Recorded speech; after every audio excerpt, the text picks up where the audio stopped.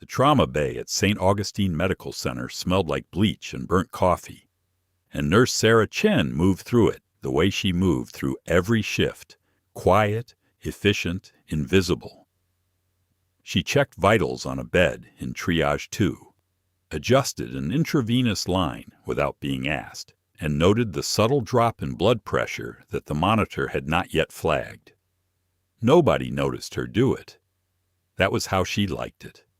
For 18 months she had worked 12-hour shifts at St. Augustine, and in that time she had become exactly what she wanted to be to the people around her, a competent, unremarkable nurse who kept her head down and went home alone. Dr. Marcus Webb did not see her that way.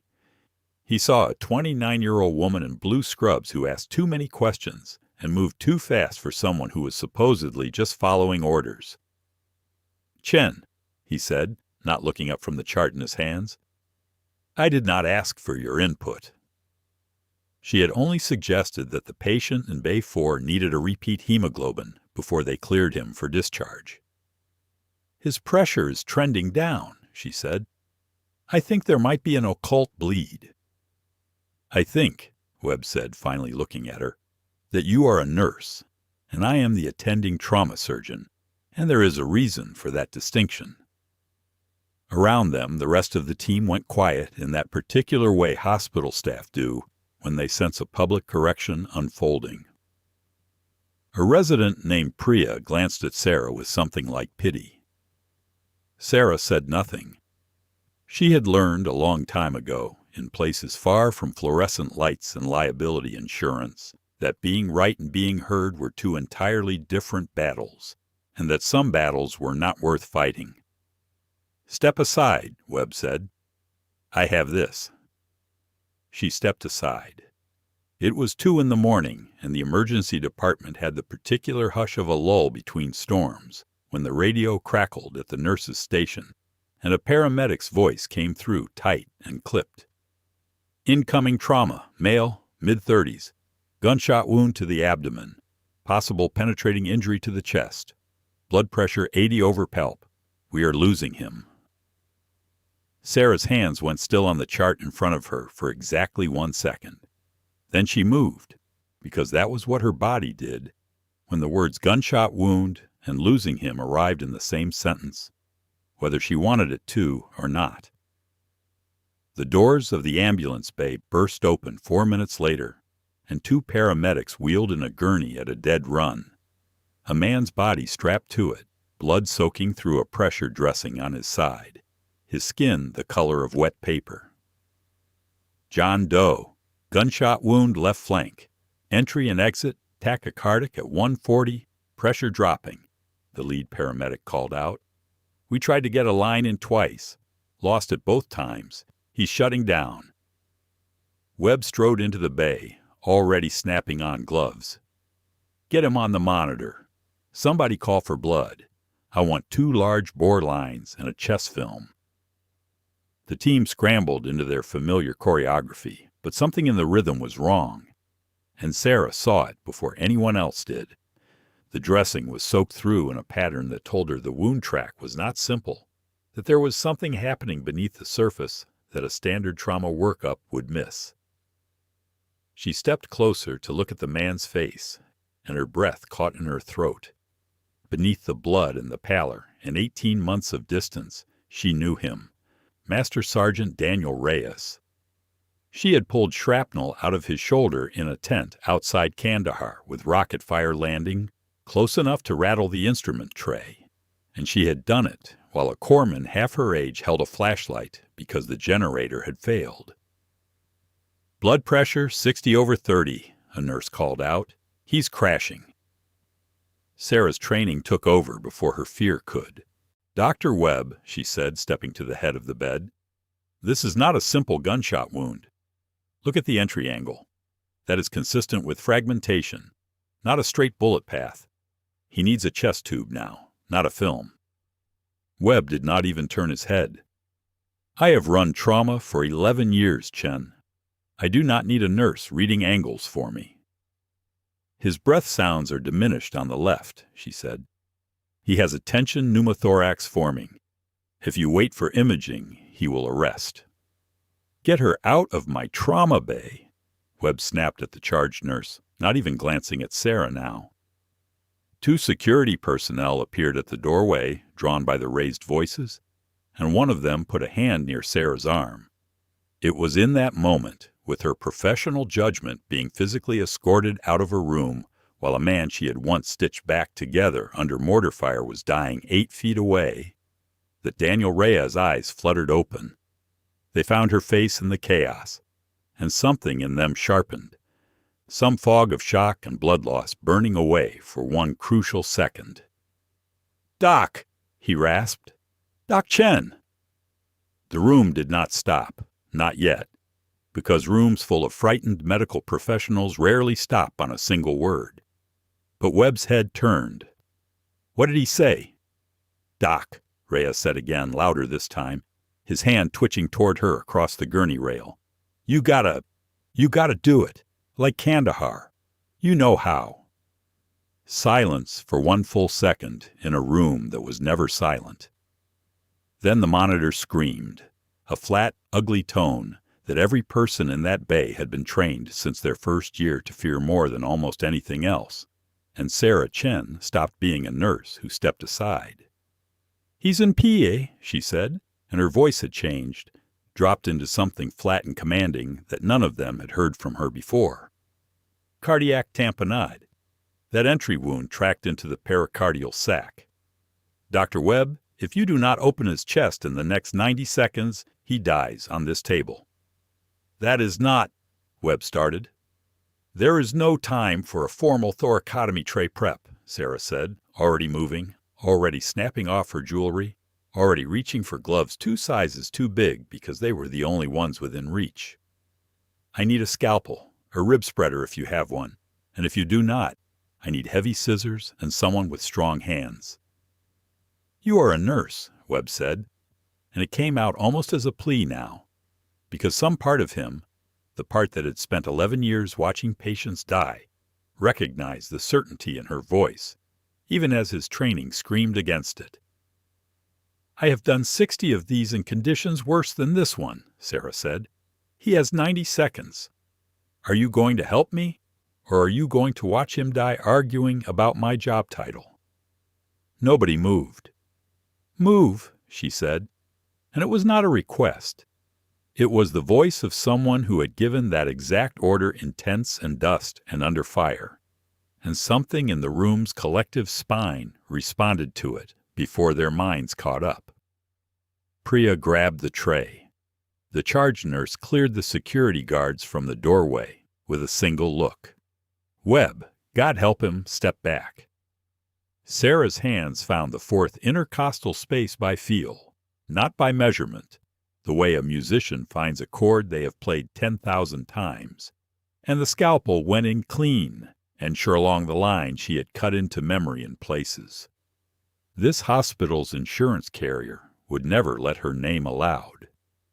"Retractor," she said, and Priya placed it into her palm without hesitation, without a single question, because there are moments when a body in a room simply knows who is in command.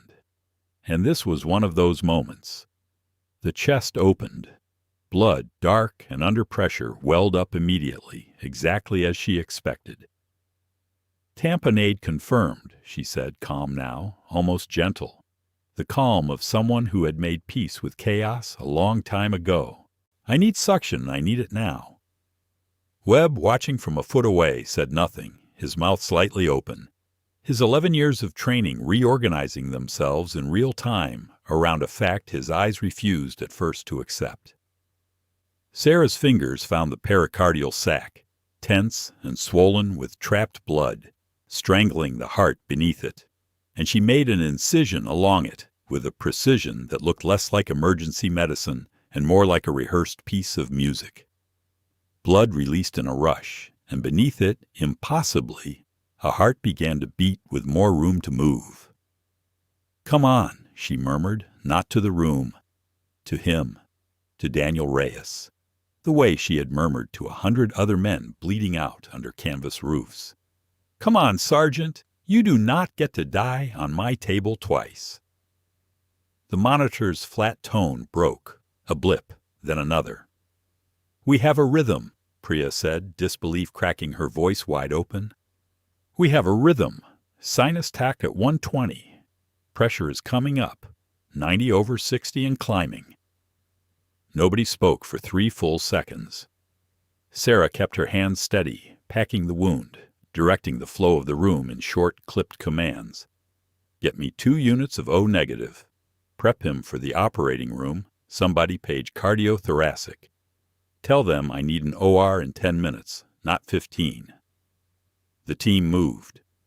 They moved because she told them to, and because what they had just watched had rewritten, in the space of 90 seconds, every assumption they had walked into that trauma bay carrying.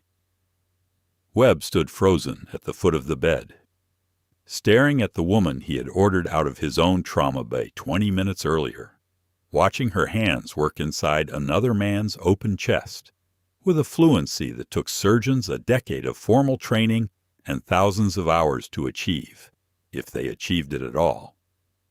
"Who are you?" he asked quietly, the arrogance gone from his voice entirely, replaced by something closer to awe. Sarah did not look up from the wound. "Right now," she said, "I am the person keeping him alive. Ask me the rest later." They took Reyes up to the operating room, and Sarah scrubbed in without being asked, and nobody in that hospital, not the charge nurse, not the chief resident, not Webb himself, said a single word to stop her. For the next 2 hours, under lights far brighter and cleaner than any she had operated under in the field, Sarah Chen repaired a lacerated pericardium, controlled bleeding from a nicked intercostal vessel, and closed a chest with the unhurried precision of someone who had done far harder work with far worse tools. She explained as she went, not because anyone demanded it, but because some old habit in her, some instructor's instinct honed teaching young medics how to keep each other alive, made her narrate the logic behind every choice. "In the field, you do not have time to wait for a formal thoracotomy tray," she said, clamping a bleeder with a hemostat, while a surgical resident named Okafor watched, wide-eyed, over her shoulder. "You improvise with what is in your hands. The principle never changes. Control the bleeding, protect the heart, worry about elegant closure later." Okafor nodded, and something in his expression, the hunger to learn, reminded her of every young medic she had ever trained under mortar fire. And for a moment, the distance between that world and this one collapsed to almost nothing. When they finally closed, when the monitor settled into steady, boring, beautiful rhythms, Webb was waiting outside the operating room doors, still in his scrub cap, his hands shoved deep into his pockets like a man trying to keep them from shaking. "Dr. Webb," Sarah said, pulling off her gloves. "It is not doctor," he said. "You are not a doctor. Your file says nurse." "My file says a lot of things," she said. "Chen, Sarah Chen. That name is not going to explain what I just watched you do." She was quiet for a moment. "No," she said finally, "it is not." Tell us in the comments, where are you watching from tonight? Because what happened next in that hallway is the part of this story that changed everything, not just for Sarah Chen, but for every person who thought they understood who she was. Webb followed her to the small break room off the surgical wing, where she sat down heavily in a plastic chair and closed her eyes for the first time in what felt like hours. "I owe you an apology," he said. "You do not owe me anything," she said. "You were following protocol. Protocol exists because most of the time it works." "That is not what I mean," he said. "I dismissed you. I told you to step aside while you tried to tell me a man was dying. If you had not been standing there, if you had not overridden me." "But I was standing there," she said. "That is all that matters." He sat down across from her, and for a long moment neither of them spoke.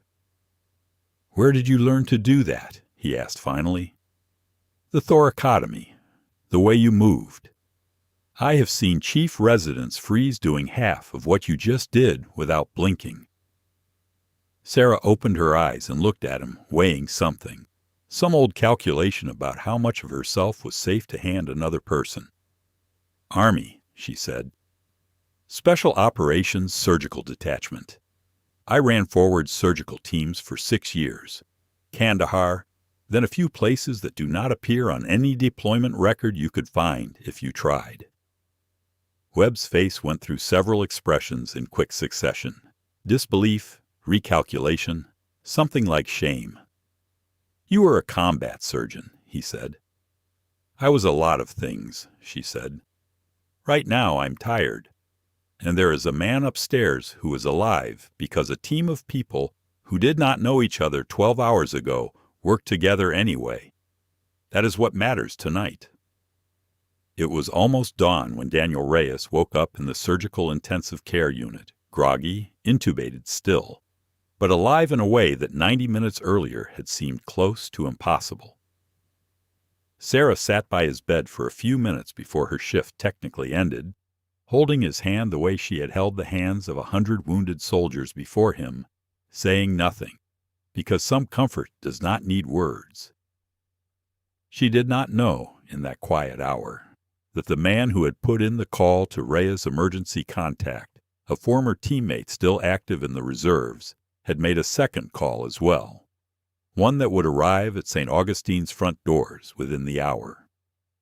The sun was barely up when the automatic doors of the main lobby slid open and a man walked through them wearing a plain gray jacket that did nothing to disguise the way he carried himself.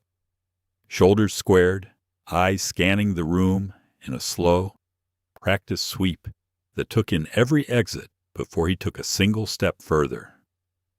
He was perhaps 50, gray at the temples, with the kind of stillness that made hospital staff instinctively step out of his path without quite knowing why. He walked directly to the nurses' station outside the surgical intensive care unit, where Sarah stood reviewing a chart with Webb at her side, the two of them deep in a conversation about post-operative management that neither of them, 12 hours earlier, could have imagined having as equals. The man stopped 6 feet away.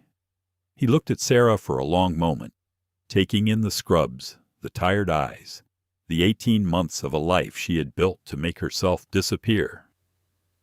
Then he straightened, brought his heels together in a way that no civilian in that hospital would recognize, but every soldier in the world would understand instantly, and said, in a voice that carried through the entire hallway, "Major Chen."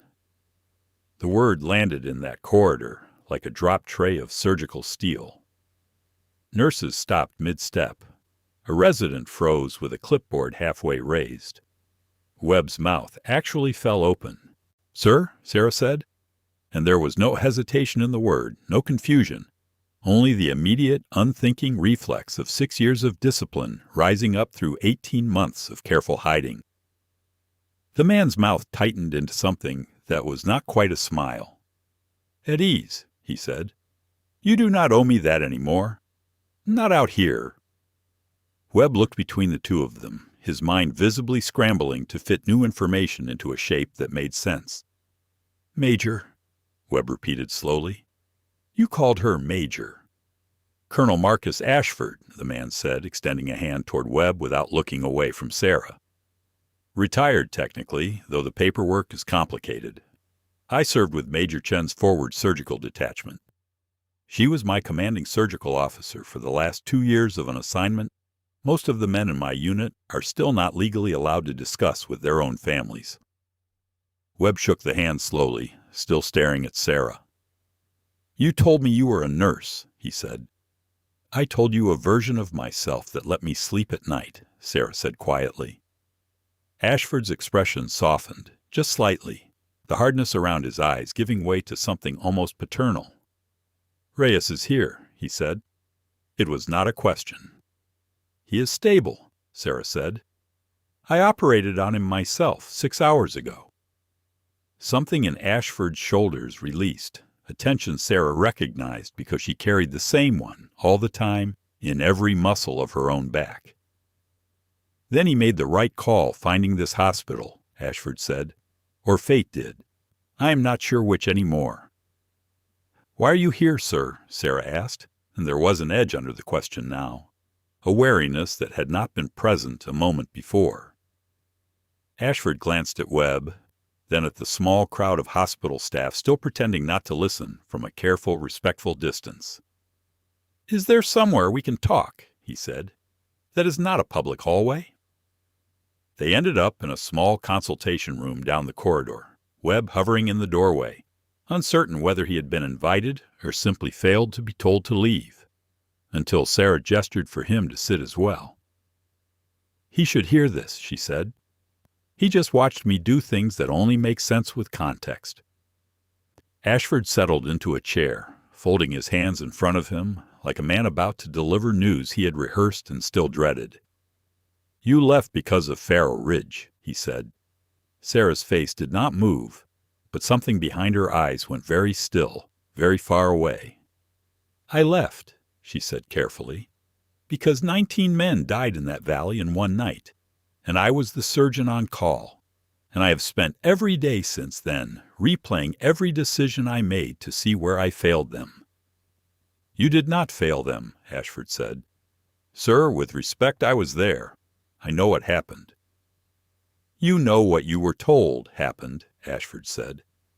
You know the after-action report that got filed, the one that put the blame on a communications delay in your surgical unit's response time. I have spent 4 years trying to get someone to reopen that file, and 3 months ago I finally did. Sarah went very quiet. What are you saying? She said, and her voice had lost its calm medical evenness for the first time since the story began, cracked open by something raw underneath it. I am saying the communications delay was not an accident, Ashford said. I am saying that intelligence about the ambush at Farrow Ridge reached command 4 hours before your unit was ever notified, and that the officer who sat on that information is now a defense contractor with a security clearance he should never have been allowed to keep. I am saying you did not fail those men. Somebody sold them, and then let you carry the weight of it for 4 years so nobody would ask harder questions. For a long moment, nobody in that small room spoke. Webb sat frozen in the corner, watching a woman he had dismissed 12 hours earlier absorb news that would have broken most people standing upright, and she did not break, though he could see, in the white of her knuckles against the table edge, exactly what it cost her not to. 19 men, Sarah said finally, quietly, almost to herself. 19 men who did not have to die, Ashford said, because somebody with more rank than conscience decided their deaths were an acceptable cost for protecting a contract. Why tell me now, she said. Why not 4 years ago? Because 4 years ago I did not have proof, Ashford said, and because 3 months ago, when I finally had enough of it to move, I discovered you had disappeared so completely that even the Army could not locate you for a debrief. It took a private investigator, a lot of favors, and honestly blind luck to find you working night shifts as a nurse, under a name that was not even fully your own legal name. Chen is my name, Sarah said. Sarah Chen is your mother's maiden name, Ashford said gently. Your Army record says Sarah Reyes Chen. You dropped half of yourself when you left, Major. I understand why. I am asking you to consider picking it back up. Webb, who had been silent through all of this, finally spoke, his voice hesitant in a way it had never been in the trauma bay. What is he asking you to do? He said, looking at Sarah. Ashford answered before she could. The Department of Defense is standing up a new program, he said. A specialized combat trauma training initiative designed to bring frontline surgical techniques into major civilian trauma centers so that when veterans come home with injuries civilian doctors have never been trained to recognize, somebody in the room knows what they are looking at. I have been asked to help find someone to run it. I did not need to look very far. Sarah stared at him. You want me to go back, she said. I want you to stop hiding, Ashford said. There is a difference. Going back would mean putting you in a uniform and sending you somewhere with a rifle range and a rank structure that reminds you every day of Faro Ridge. This is different. This is taking everything you learned keeping men alive under fire and putting it where it can save lives without asking you to bleed for it again. Sarah looked down at her hands, the same hands that 4 hours earlier had held a human heart steady while it remembered how to beat. "I do not know if I am the right person for that," she said quietly. "I could not save 19 men." "You saved Sergeant Reyes tonight," Webb said, and everyone turned to look at him, surprised, perhaps most of all himself, at the conviction in his own voice. "I watched you do something I could not have done, and you did it while I was standing there telling you to get out of my trauma bay. If Faro Ridge is the thing you keep measuring yourself against, measure this instead. This happened because of you." Sarah's eyes were wet, though her voice, when she spoke, stayed level. "It is not that simple," she said. "No," Ashford agreed. "It never is. But it is a choice, Major. It is the first choice you have had in 4 years that was not made for you by fear or by other people's mistakes. I am not going to tell you what to do with it." The room was silent for a long moment. Somewhere down the hall, a monitor beeped steadily. A heartbeat that Sarah's own hands had restarted hours earlier. Proof, if she needed it, that the past did not have to be the only thing that defined what her hands were capable of. "I need to see Reyes," she said finally, standing. It was not an answer, not yet. But Ashford nodded as though it were exactly the answer he expected. And perhaps it was, because he had known her long enough to understand that Sarah Chen, or Sarah Reyes Chen, or Major Chen, whichever name she eventually chose to carry, had never once in her life made an important decision from a chair. She found her decisions in the doing. Daniel Reyes was awake when she walked into his room, the ventilator removed hours earlier than anyone expected. His voice a rasping thread, but his eyes sharp and aware. "Doc," he said, "heard the Colonel found you." "He found me," she agreed, sitting in the chair beside his bed. "You saved my life twice now," Reyes said. "Kandahar and tonight. That has got to mean something." "It means you have terrible luck with your body and excellent luck with timing," Sarah said, and something like a laugh, thin and painful, escaped him. "The Colonel wants you to run that program," Reyes said. "Word travels fast in this hospital already. Nurses are talking about it in the hallway, like it is already decided." "It is not decided," Sarah said. Reyes was quiet for a moment, studying her face with the particular clarity of a man who has recently stared death down and come away with a sharpened sense of what matters. "You know what I remember most about Kandahar," he said. "It was not the pain. It was you talking to me the whole time you worked, telling me I was going to make it home to my daughter's birthday. You did not know if that was true. You said it anyway, because you knew I needed something to hold on to besides the fear." "I remember," Sarah said quietly. "There are a lot of guys like me," Reyes said.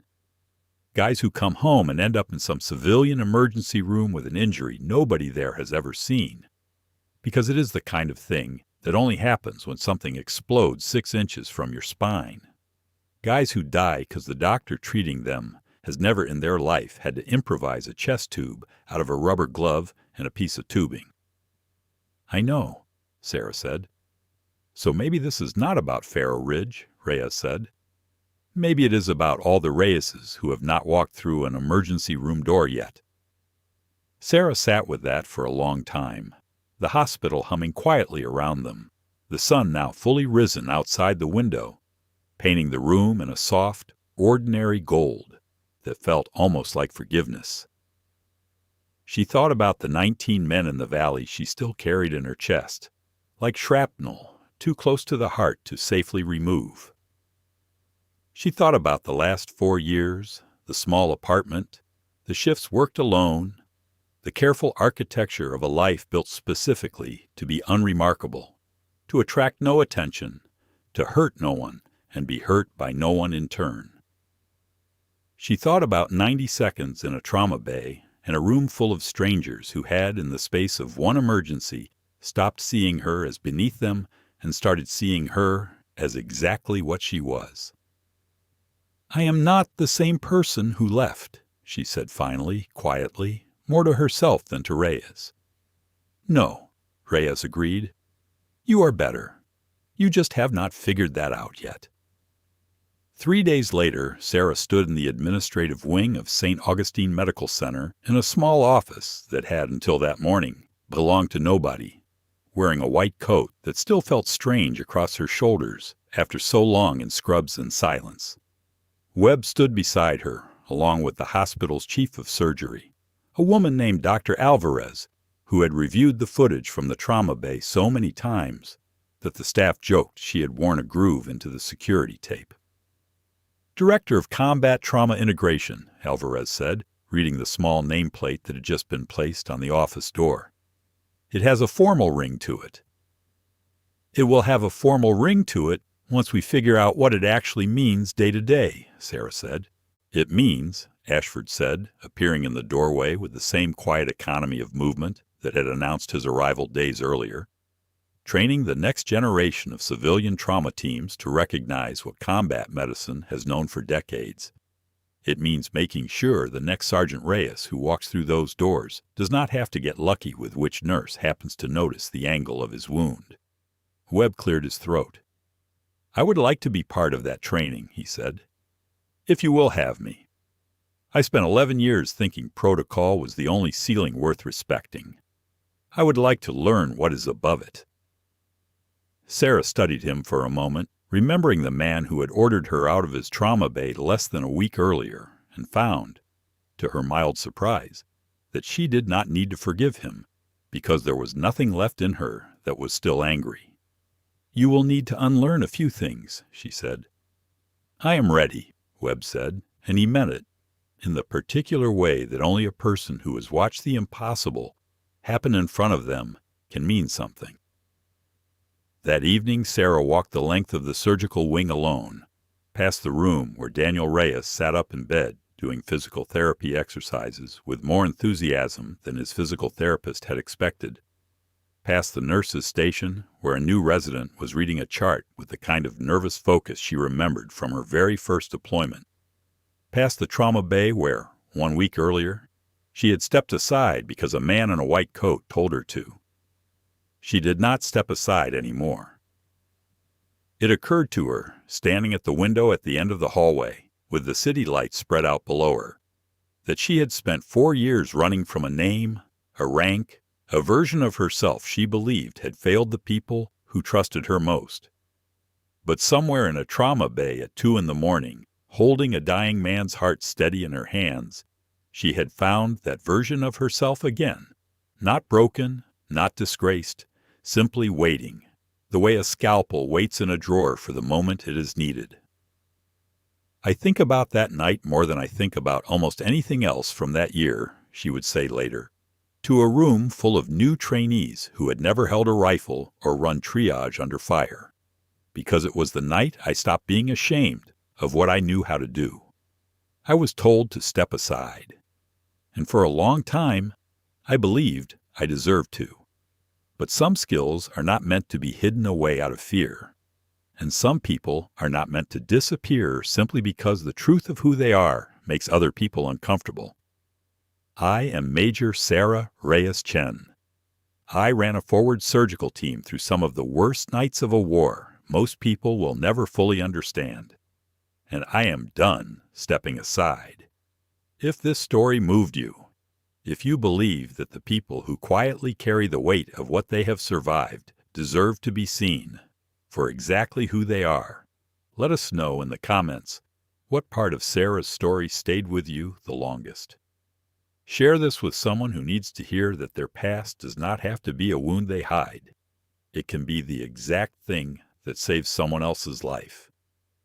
And if you want more stories like this one, stories of quiet strength finally standing up and being counted, make sure you like this video, subscribe to the channel, and turn on notifications. because there are more stories waiting, and they deserve to be told. The days that followed moved differently than any Sarah had known since coming home, not measured in survival, but in construction, in the slow, deliberate assembly of something that had never existed before. She spent mornings reviewing case files with Alvarez, flagging the exact categories of injury that civilian trauma teams across the country consistently mismanaged: blast injuries, fragmentation wounds, the particular cascade of complications that followed prolonged field exposure before a patient ever reached a hospital bed. She spent afternoons in the simulation lab teaching residents to work with their hands instead of waiting for imaging, to trust the pattern recognition that came from touch and instinct, rather than a scan that might take 20 minutes they did not have. Webb sat in on every session, taking notes like a first-year student, and something about watching a man 11 years her senior humble himself in front of a room of trainees did more to change the culture of that hospital than any memo could have. "You are teaching us to think like there is no backup coming," Okafor said one afternoon, after Sarah walked them through improvising a chest seal from materials any emergency room would have on hand. "There is not always backup coming," Sarah said. "Not in the field. Sometimes there is just you and the patient, and about 90 seconds to decide who you are going to be." The room went quiet at that, the particular quiet of people beginning to understand a truth they had never been forced to sit with before. Daniel Reyes was discharged 11 days after the surgery that saved his life, walking out under his own power, his daughter's hand in his, having made it, after all, past the birthday Sarah had promised him years earlier in a tent outside Kandahar. He stopped at the nurse's station on his way out, found Sarah reviewing a chart, and did not say anything at first, simply reached out and gripped her hand the way soldiers grip hands when words feel too small for what needs saying. "Go run your program, Major," he said finally. "Somebody has got to make sure the next guy gets as lucky as I did." "Luck had very little to do with it," Sarah said. "No," he agreed, smiling for the first time since she had met him again. "It really did not." Ashford stayed in the city for 2 more weeks, working quietly with hospital administration and a small liaison office at the Department of Defense, to formalize what would become, within the year, a network of trauma centers across the country trained under Sarah's program, each one carrying forward the same principle that had guided her through 6 years overseas. Before he left, he found her alone in the office that now bore her name, and he did not salute her this time, did not call her Major in that hallway voice that had stopped the world days earlier. He simply sat across from her the way an old friend sits, tired and grateful in equal measure. "Faro Ridge is still under investigation," he said. "It will take time. Justice usually does. But you do not have to carry it alone anymore." "I know," Sarah said, and for the first time in 4 years she believed it. Winter came, and St. Augustine Medical Center became known. Quietly at first, and then not so quietly, as the place where veterans were treated by people who understood exactly what their bodies had survived, where the gap between the battlefield and the emergency room had finally begun to close, one trained hand at a time.